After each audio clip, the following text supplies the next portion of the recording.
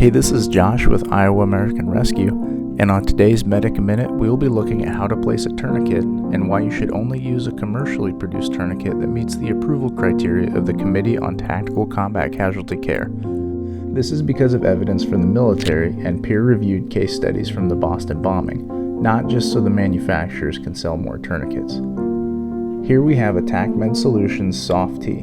I personally prefer these over the CAT specifically because of the detachable buckle, but this is the only reason. Functionally and from a medical perspective, they are equally effective, and I carry both options in my professional and personal life. The key components of a quality tourniquet are the wide strap that applies pressure to the extremity, and the windlass, which is a metal rod that tightens down that strap through mechanical advantage.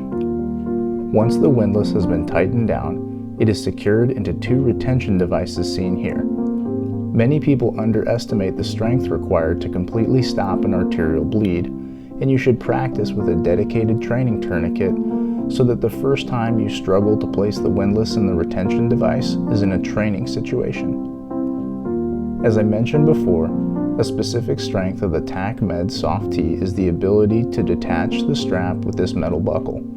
Running the end of the strap through the buckle is time-consuming and difficult in a stressful environment, which is why I like being able to use the quick detach feature. This was particularly evident during my last application on a trauma victim while I was still wearing firefighting PPE and was able to apply the tourniquet without removing my bulky gloves. In this first example, I'm going to demonstrate the effectiveness of an improvised tourniquet and why it's better than nothing can actually be more harmful than nothing at all. I simulate this improvised tourniquet by simply neglecting to use the windlass. You can see that the bleeding continues at a significant rate. If you don't apply the tourniquet tight enough to stop the arterial bleeding, you still may be occluding the venous return, which is closer to the surface of the skin. This creates a situation where any blood that was not lost by the arterial wound fails to return to the heart, expediting the rate of blood loss. Unfortunately, I see a lot of anecdotal stories of belts and other improvised tourniquets being reported as successful interventions, when in reality it is likely that the majority of the bleeding was venous in nature.